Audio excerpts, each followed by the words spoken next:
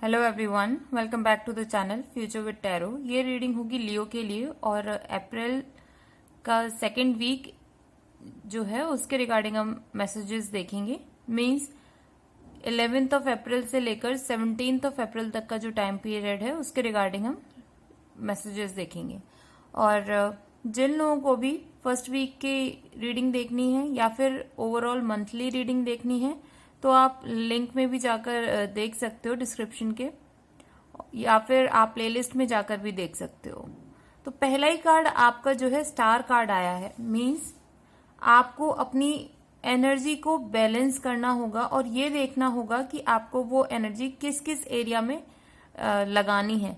ऐसा नहीं है कि जो चीज अच्छी है उसमें बिल्कुल ही ध्यान ना दो और जो चीज बेकार है सारा ध्यान उसी पर जा रहा है। ठीक है, सबसे पहला काम आपको यही करना है। लेकिन ये कार्ड जो है बहुत अच्छी हेल्थ को शो करता है और आपके लिए इंस्पिरेशन अगर आपको कहीं से लेनी है तो उसके लिए भी बहुत पॉजिटिव कार्ड है। आपके लिए न्यू अपॉर्चुनिटीज आ सकती हैं। एस्ट्रोनॉमी से रिलेटेड जो लोग भी कुछ चीज सीख रहे हो या कर रहे हो उसके लिए भी बहुत ज्यादा गुड कार्ड है ये। और ये कार्ड आप में स्पिरिचुअलिटी को इंक्रीज करता है, करेज को इंक्रीज करता है, फेथ को इंक्रीज करता है। और लव लाइफ से रिलेटेड बोलूं तो ये शो करता है कि आपका अगर पास में जो ब्रेकअप हुआ है आप उससे भी हील कर पाओगे खुद को, खुद के एक्शंस की वजह से। और स्टार कार्ड ये भी शो करता है कि आप अपने जो है फाइनेंशियल गोल्स को अचीव कर पाओगे, आपके कॉन्फिडेंस में बूस्ट आएगा। और ओवरऑल देखिए इस कार्ड को तो ये बहुत ज्यादा पॉजिटिव कार्ड होता है। नेक्स्ट कार्ड है जजमेंट का कार्ड। तो ये शो करता है कि आपको जो भी रिजल्ट्स मिल रहे हैं या फिर जो भी आउटपुट आपको मिल रहे हैं, आपको वो सब कुछ आपने जो भी पास्ट में एक्शंस लिए थे उनके बेसिस पर मिल रहे हैं। और इसमें भी यही मैसेज आ रहा है कि अगर आपकी हेल्थ से रिलेटेड कोई प्रॉब्लम थी तो वो प्रॉब्लम सॉल्व होने वाली है। ठीक है, स्टार कार्ड में भी यही मैसेज था कि हेल्थ से रिलेटेड आपको कोई प्रॉब्लम थी तो वो भी बिल्कुल सही होगी। जजमेंट ने इसके लिए फिर से कंफर्मेशन दे दिया कि हेल्थ से रिलेटेड तो आप भूल ही जाओ, दिक्कतें वो सारी सही होने वाली हैं। और कुछ लोगों के लिए ये न्यू जॉब के लिए भी अपॉर्चुनिटीज ला रहे हैं जो कि आपकी लाइफ को चेंज करेंगे। तो जो भी अपॉर्चुनिटी आपकी लाइफ में आ रही है उसको आप कोशिश करो कि ग्रैब कर पाओ। दूसरा मैसेज ये भी है कि अब ये राइट टाइम है कि आपने पास में जो जो किया था अब आप अपने आप को इवेल्युएट करना शुरू करो कि कहाँ कहाँ चीजें आपने कैसे कैसे करी हैं। और अगर वो सारी चीजें आपके अकॉर्डिंग सही है तो आपको फिर वही स्टेप्स आपको नेक्स्ट भी फॉलो करते रहना है। अपनी डिसीजन मेकिंग पावर को आपको स्ट्रॉन्ग करना होगा और आपको अंदर से जो फील आ रही है ना कि ये काम करना चाहिए तो आप वो काम करिए। ये भी पॉसिबिलिटी है कि आपके लाइफ में जो भी अपॉर्चुनिटीज आ रही हैं वो अच्छी होंगी, लेकिन उसके साथ साथ आपके रिलेशनशिप में भी चेंज आ सकता है, चेंज ऑफ प्लेस भी पॉसिबल है।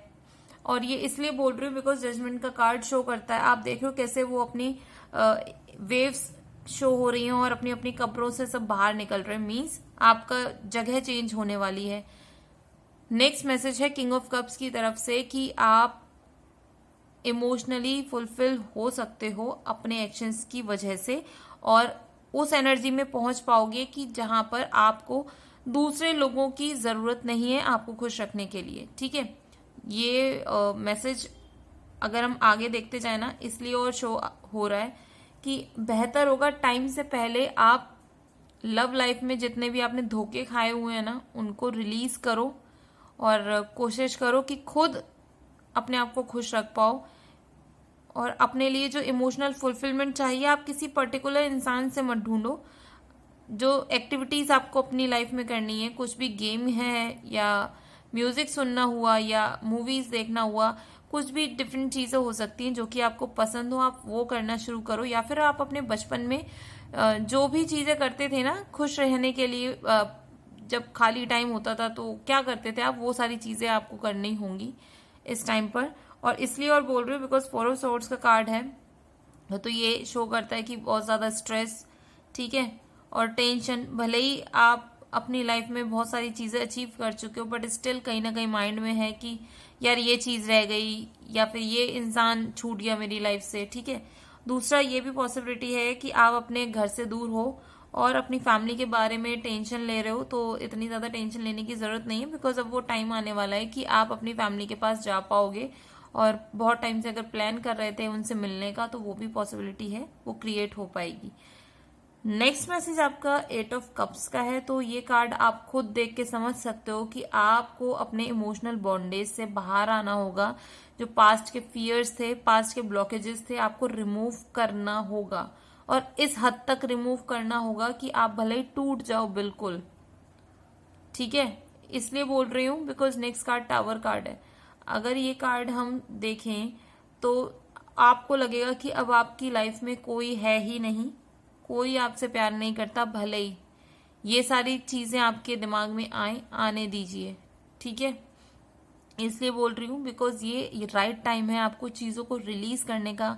फिलहाल आपको ऐसा लगेगा कि सारी चीजें खत्म हो जाएंगी अगर आपने मतलब आपकी लाइफ में कोई इंसान है, वो बहुत लड़ाइयां कर रहा है आपसे और आप भी लड़ रहे हो, लेकिन ऐसी कंडीशन होगी कि आप ना तो साथ ही रह पा रहे हो ना ही अलग रह पा रहे हो।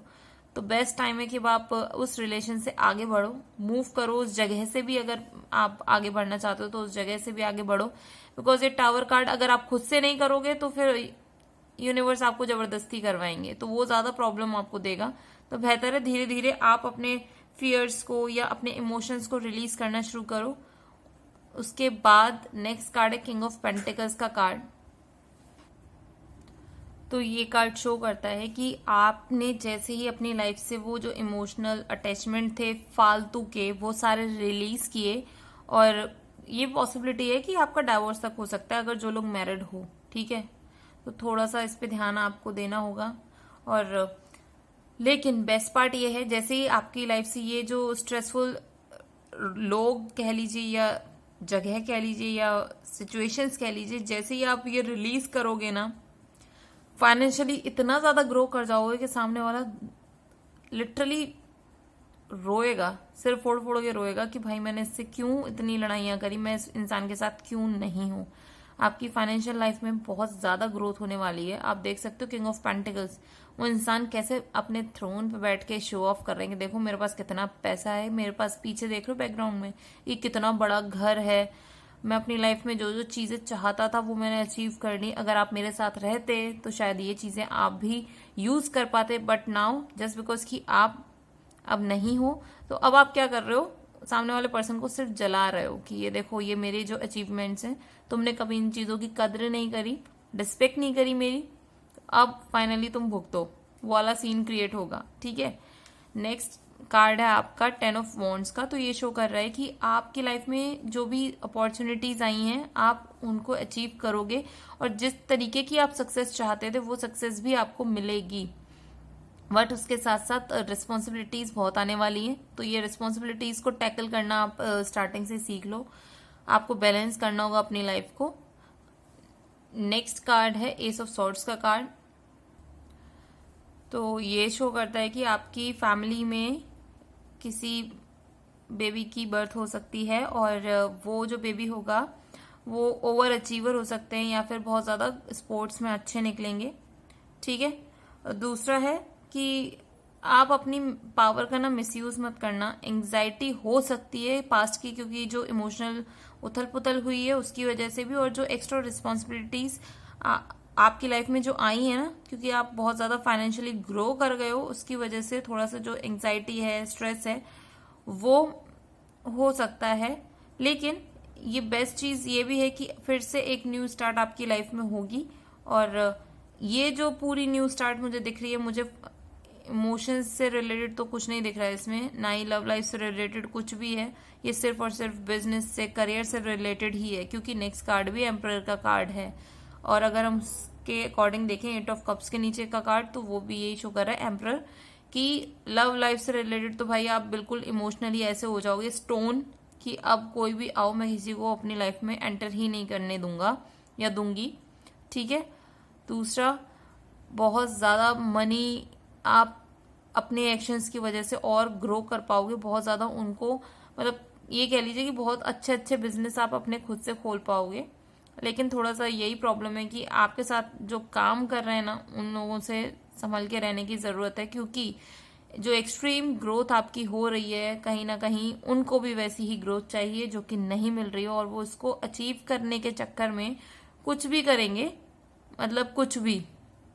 और ये मैं डरा नहीं रही हूँ, जस्ट बिकॉज कि आप ऐसी एनर्जी में हो कि आपको बहुत ज़्यादा अपनी लाइफ में एक्सपीरियंसेस हैं हर तरीके के, आपको नॉलेज है, आपको पता है कि किसको कैसे ट्रीट करना है या किसको कैसे काम करवाना है, तो उसके हिसाब से आप खुद पता भी कर पाओगे कि कौन आपको कितने लेवल तक जाकर नुकसान पहुंचा सकता है, तो आप उसको खुद ही रिमूव कर दोगे। तो ये रीडिंग मुझे इमोशंस के टर्म्स पे मैं बोलूं तो थोड़ी तो नहीं, एक्सट्रीमली उथल पुथल वाली है, लेकिन ये उथल पुथल आप खुद कंट्रोल कर सकते हो अगर आप अपने आप स्टार्टिंग से एक्शंस लेते चलोगे। फोर्सफुली कोई आपसे एक्शंस करवाएगा कि नहीं मैं छोड़ के जा रहा हूं, तो ये करना ही मत। अगर आपको लगता है ना कि भाई उसके एक्शंस नेगेटिव हो चुके हैं और बिहेवियर चेंज हो चुका है, तो आप ही बोल दो कि भाई रहना ही नहीं है, छोड़ो। अपनी लाइफ से ना आपको टॉक्सिक लोगों को रिमूव करना होगा, और लिटरली एक एटीट्यूड रखो अपनी लाइफ में कि यार ठीक है, ये नहीं तो जरूरी नहीं कि दुनिया खत्म हो गई, ऐसा कुछ भी नहीं होता है, बहुत बड़ी दुनिया है। आप अपने आप को स्टेबल करो, फाइनेंशियली जैसे ही ग्रो करोगे बाद में ये चीजें खुद ब खुद होनी शुरू हो जाएंगी। और ये रीडिंग अगर आपके साथ रेजोनेट की हो तो do like, share, comment and subscribe to my channel future with tarot.